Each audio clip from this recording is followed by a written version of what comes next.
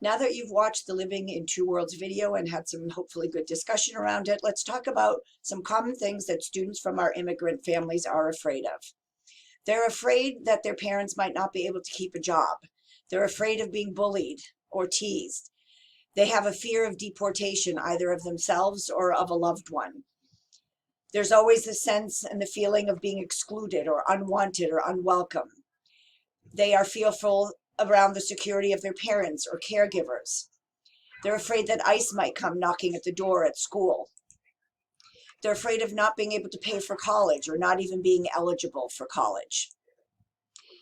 It's important to recognize that a lot of these circumstances can bring trauma to our students, and trauma can look different with different age groups and different circumstances. Here are some of the signs of trauma. I'm going to give you a couple of seconds to look these over. And I want you to focus on these two that I feel we see probably more of at the elementary level.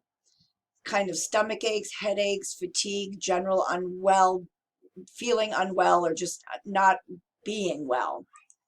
And this one here, not wanting to come to school. So if you see any of these signs in kiddos that you know come from immigrant families, please reach out to our social worker and to myself. How do we respond to students who may be impacted by some of these immigration policies? First of all, listen. If these kids want to talk, let them talk. Even if they want to talk about the immigration status, of course, we're going to be very cautious. That is private information. But if students want to talk, please listen. Also, be aware that a lot of these students might have had unpleasant experiences with police or government officials or authorities. Just be mindful and sensitive to that. And help connect our families to community resources. And Jessie is a good resource for you to start with. She can also help families connect with community resources. Here are some things not to do. We never want to ask students about their immigration status. That's personal information, and students, as I said, might be afraid to share that information. And we cannot refer to people as illegal.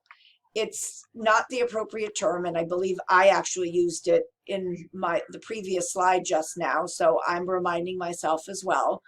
You never know about their immigration status and how they're here and why they're here. It's also not okay to assume that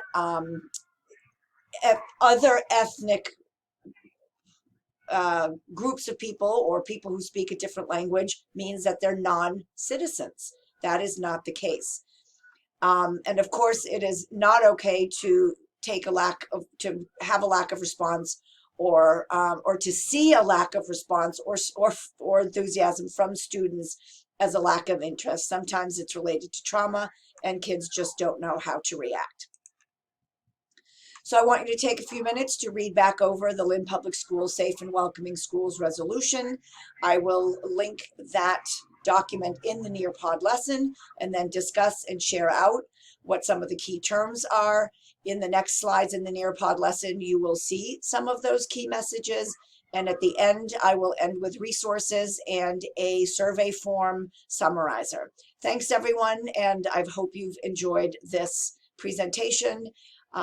Trying to make it a little bit more interesting than just running through a slideshow.